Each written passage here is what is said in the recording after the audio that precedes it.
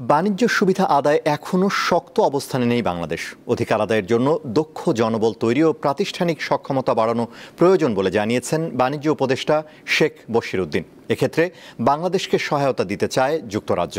রবিবার ঢাকায় বাণিজ্য সমঝোতা ও জাতীয় সক্ষমতা বৃদ্ধি বিষয়ক সেমিনারে এসব কথা বলা হয়।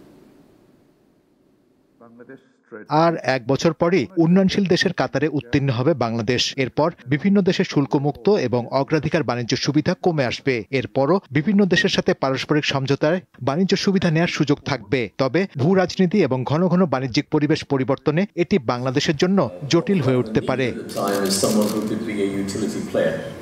বাণিজ্য উপদেষ্টা বলেন, বর্তমানে বাংলাদেশের নিজস্ব পণ্য কম, বাজারও সীমিত। এমন বাস্তবতায় অন্য দেশ থেকে আলোচনা করে সুবিধা আদায় করা কঠিন।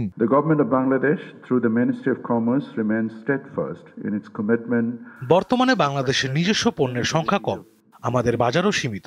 এ অবস্থায় অন্য দেশ থেকে আলাপ আলোচনা করে বাণিজ্য সুবিধা আদায় করা বাংলাদেশের জন্য অনেকটা কষ্টের বিষয় হয়ে দাঁড়ায়।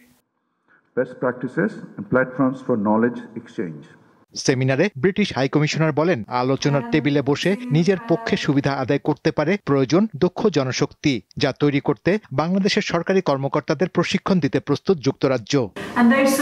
আলোচনায় বসে নিজের ব্যবসা বাণিজ্য নিয়ে সুবিধা করতে চাইলে সমঝোতার দক্ষতা দরকার। এর জন্য দরকার দক্ষ জনশক্তি। দক্ষতা তৈরিতে আমরা কর্মকর্তাদের প্রশিক্ষণ দিতে পারি। প্রধান উপদেষ্টার বিশেষ দূত লুৎফে সিদ্দিকী জানান, দ্বিপাক্ষিক আলোচনায় অনেক শর্ত থাকে। এগুলো পূরণে নিজেদের প্রস্তুত থাকা দরকার, যা বাংলাদেশের নেই।